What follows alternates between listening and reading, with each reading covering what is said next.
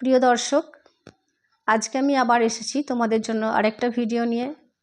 আজকের ভিডিওর আলোচ্য বস্তু হলো অধিকরণ কারক, তার শ্রেণীবিভাগ, তির্যক বিভক্তি এবং নির্দেশক। অধিকরণ কারক কাকে বলে? যে স্থানে বা যে সময়ে ক্রিয়াটা অনুষ্ঠিত হয় সেই স্থান বা সময়কে বলা হয় অধিকরণ কারক। অধিকরণ কারক চিনতে গেলে ক্রিয়াপদকে আমরা কখন, কোথায়, কি বিষয়ে দিয়ে প্রশ্ন করলে উত্তর যাকে পাব সেটা হলো অধিকরণ কারক। অধিকরণ কারক তিন প্রকার: স্থানাধিকরণ, কালাধিকরণ আর বিষয়াধিকরণ। স্থানাধিকরণ শুনেই বুঝতে পারছো যে স্থান বোঝাবে। যেমন ধরো, আমি আজ কলকাতা যাব। কোথায় যাব? কলকাতা। কোথায় দিয়ে প্রশ্ন করলাম ক্রিয়াপদকে?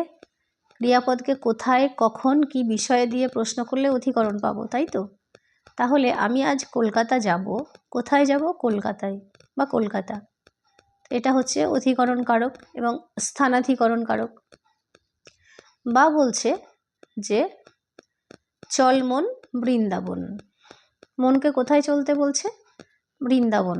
এটা হচ্ছে অধিকরণ কারক এবং এটা স্থানাধিকরণ। তো এই স্থানাধিকরণকে আবার তিনটে ভাগে ভাগ করা হয়: ঐকদেশিক স্থানাধিকরণ, সামীপ্য সূচক স্থানাধিকরণ আর হচ্ছে ব্যাপ্তিসূচক স্থানাধিকরণ। ঐকদেশিক স্থানাধিকরণ কাকে বলে? সমগ্র স্থান নয়, একটা বিশেষ স্থান বা সমগ্র দেশ নয়, একটা দেশের অংশকে বোঝাবে, সেটা হচ্ছে ঐকদেশিক স্থানাধিকরণ। যেমন ধরো, কলকাতায় চিড়িয়াখানা আছে। কলকাতায় একটা নির্দিষ্ট জায়গায় চিড়িয়াখানাটা আছে, এটা হলো আমার ঐকদেশিক স্থানাধিকরণ। বা মিরিকে ছোট ছোট বাড়ি আছে, এটা হচ্ছে মিরিকে, আমার হচ্ছে ঐকদেশিক স্থানাধিকরণ। এরপর আমি আসছি ব্যাপ্তিসূচক স্থানাধিকরণ। ব্যাপ্তি, ঐকদেশিকে যেমন একটা নির্দিষ্ট স্থান বা নির্দিষ্ট অংশ বোঝাচ্ছিল, ব্যাপ্তিসূচকে কিন্তু তার বিপরীতটা হবে, একটা সম্পূর্ণ বিস্তৃত একটা স্থানকে বোঝাবে, সেটা হচ্ছে ব্যাপ্তিসূচক স্থানাধিকরণ।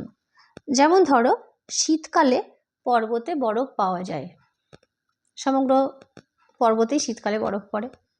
কোথায় বরফ পাওয়া যায়? পর্বতে। স্থানাধিকরণ, কিন্তু এটা ব্যাপ্তিসূচক স্থানাধিকরণ। বা বলছে তিলে তেল আছে।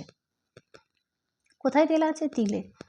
সমস্ত তিলটাকে পেষণ করলেই কিন্তু তিল বেরিয়ে আসে, এটা আমার হচ্ছে ব্যাপ্তিসূচক স্থানাধিকরণ। এরপর আমি আসব সামীপ্য সূচক স্থানাধিকরণ। সামীপ্য মানে নিকটে বা কাছে বোঝাবে। দুয়ারে গাড়ি প্রস্তুত আছে। গাড়িটা কোথায় আছে? দুয়ারে। অধিকরণ কারক, যেহেতু স্থান বোঝাচ্ছে, স্থানাধিকরণ কারক এবং সেটা সামীপ্য সূচক, কারণ দুয়ারে আছে মানে কি, দুয়ারের কাছে গাড়িটা দাঁড়িয়ে আছে, নিকটে, সামীপ্যে গাড়িটা দাঁড়িয়ে আছে। তাহলে এটা আমার গেল স্থানাধিকরণের শ্রেণীবিভাগ। এরপর আমি আসব কালাধিকরণ। কাল অর্থাৎ সময় বোঝাবে, কোনো সময়ে ক্রিয়াটা অনুষ্ঠিত হবে। একটু আগে বলেছি যে শীতকালে বৃষ্টি হয়, শীতকাল একটা সময় বোঝাচ্ছে। বা হচ্ছে গিয়ে আমি সকাল 10টায় পড়তে বসবো, সকাল 10টা একটা সময় বোঝাচ্ছে। এগুলো হলো কালাধিকরণ। কখন পড়তে বসবো, কখন বৃষ্টি হয়, কখন দিয়ে প্রশ্ন করছি, অধিকরণ পাচ্ছি এবং কাল বা সময় বোঝাচ্ছে সেহেতু এটা কালাধিকরণ। ঠিক আছে? কারণ কালাধিকরণকে দুটি ভাগে ভাগ করা হয়। এক হচ্ছে মুহূর্তাধিকরণ, মুহূর্ত একটা মোমেন্ট বা কিছুক্ষণ অল্প সময় বোঝাবে। আর হচ্ছে ব্যাপ্তাধিকরণ, বিস্তৃত সময় বোঝাবে। মুহূর্তাধিকরণ, আমি সকাল 10টায় পড়তে বসবো, একটা অল্প সময় বলে দিচ্ছে যে এই সময়টা আমি পড়তে বসবো। কখন পড়তে বসবো? সকাল 10টায়। অধিকরণ, কালাধিকরণ এবং এই কালাধিকরণটা ভাগ হচ্ছে মুহূর্তাধিকরণ। ব্যাপ্তিসূচক, ব্যাপ্তাধিকরণ, সময়টা ব্যাপ্তি, বিস্তৃতভাবে বোঝাবে। বর্ষায় পদ্মায় ইলিশ পাওয়া যায়, সমস্ত বর্ষাকাল জুড়েই পদ্মায় ইলিশ পাওয়া যায়। তাহলে এই বর্ষায় এটা হচ্ছে আমার কালাধিকরণ এবং ব্যাপ্তিসূচক কালাধিকরণ। বা বলছে শীতকালে দিন ছোট, সমস্ত শীতকালটা জুড়েই কিন্তু দিন ছোট, এটা আমার হচ্ছে ব্যাপ্তিসূচক বা ব্যাপ্তাধিকরণ। এরপরে আমি আসবো বিষয়াধিকরণ। কোনো বিষয় বোঝাবে, কেমন সেটা না, ছেলেটি গণিতে কাঁচা, ছেলেটি কোন বিষয়ে কাঁচা? গণিতে। গণিত একটা সাবজেক্ট, বিষয় বোঝাচ্ছে। বা বলছে সে আমাকে ভৌতবিজ্ঞান বোঝাতো, সে আমাকে কোন বিষয় বোঝাতো? ভৌতবিজ্ঞান বোঝাতো। এটা হলো বিষয়াধিকরণ। তাহলে অধিকরণের শ্রেণীবিভাগ হলো। আরেকটি রয়েছে, সেটা হচ্ছে অধিকরণের বিপসা। আমরা করণের বিপসা পড়েছি, কর্মের বিপসা পড়েছি। বিপসা মানে আমি জানি পুনরাবৃত্তি হচ্ছে। যেমন ধরো, ওরে ভাই ফাগুন লেগেছে বনে বনে। ওরে ভাই ফাগুন লেগেছে বনে বনে, অর্থাৎ কোথায় আগুন লেগেছে? বনে। অধিকরণ কারক। এবার বনে বনে পুনরাবৃত্তি হচ্ছে, এটা হচ্ছে অধিকরণের বিপসা। বা বলছে কুঞ্জে কুঞ্জে গাহে পাখি, পাখি কোথায় গান করে? গাহে গান করে কুঞ্জে। কুঞ্জে কুঞ্জে, এটা হলো অধিকরণের বিপসা। তাহলে এই ছিল আমাদের অধিকরণ কারক এবং অধিকরণ কারকের শ্রেণীবিভাগ। এরপর আমরা আলোচনা করব তির্যক বিভক্তি। আমি আগের ভিডিওতে বিভক্তি, নির্দেশক, অনুসর্গ এগুলো আলোচনা করেছিলাম। তির্যক বিভক্তি কাকে বলে? যে বিভক্তির চিহ্ন একাধিক কারকে ব্যবহৃত হয় তাকে আমরা বলবো তির্যক বিভক্তি। যেমন ধরো এ কে বলছে তির্যক বিভক্তি। কেন বলছে? দেখো, লোকে কিনা বলে, লোকে কিনা বলে, কে কিনা বলে? লোকে। লোকযুক্ত এ বিভক্তি কর্তৃকারক। এরপর বলছে দয়া করো দিনজনে। কাকে দয়া করব? দয়া করো কাকে? দিনজনে। দিনজন যুক্ত কর্মকারক বিভক্তি। কলমে ভালো লেখা হয় না, কলমে লেখা হয় না মানে কলমের সাহায্যে ভালো লেখা হয় না, করণকারক বিভক্তি। তিলে তেল হয়, কোথা থেকে তেল হয়? তিল থেকে, তিলে বিভক্তি অপাদান কারক। বিকেলে জসি এলো, কখন এলো? বিকেলে, অধিকরণ বিভক্তি। তাহলে এই যে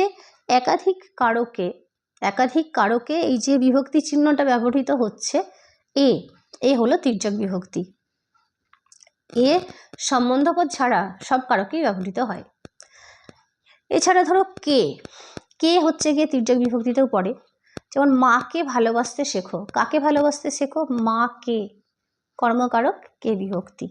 আমাকে যেতে হবে, কর্তৃকারক বিভক্তি।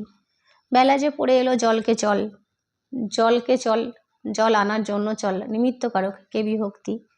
বুলবুলিতে ধান খেয়েছে, এটা তে বিভক্তি, আমি ভুল বলছি, বিভক্তি হলো। তাহলে এটা হলো তির্যক বিভক্তি। এবার আসছি আমরা বুলবুলিতে ধান খেয়েছে, কে ধান খেয়েছে? বুলবুলিতে, কর্তৃকারক বিভক্তি। সে ছুরিতে হাত কেটেছে, ছুরির সাহায্যে হাতটা কেটেছে, করণ বিভক্তি। বাড়িতে লোক ছিল না, কোথায় লোক ছিল না? বাড়িতে, অধিকরণ বিভক্তি। তাহলে এটাও কিন্তু তির্যক বিভক্তি। এরকমভাবে আমার যাওয়া হবে না, কর্তৃকারক বিভক্তি। অবশেষে তোমার দর্শন পেলাম, কর্মে বিভক্তি। এরকমভাবে দেখা যাচ্ছে যে কে, তে, এরা সবাই কিন্তু তির্যক বিভক্তি, কিন্তু হচ্ছে একদম সমস্ত কারকে ব্যবহৃত হয়, এরাও ব্যবহৃত হয়। তির্যক বিভক্তির উদাহরণ হচ্ছে এইগুলো।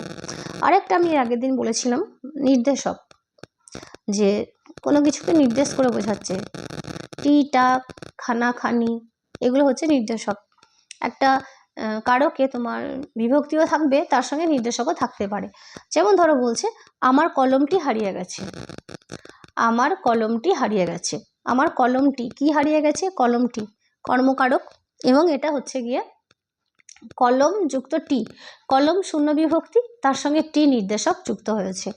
বা বলছে তুমি বইখানি আনবে, তুমি কি আনবে? বইখানি আনবে, কর্মকারক শূন্য বিভক্তি, তার সঙ্গে খানি নির্দেশক যুক্ত হয়েছে। তাহলে এই ছিল আমার আজকের ভিডিও। এর পরের ভিডিওতে আমি তোমাদের সম্বন্ধপদ এবং সম্বোধন পদ সম্বন্ধে আলোচনা করে দেব।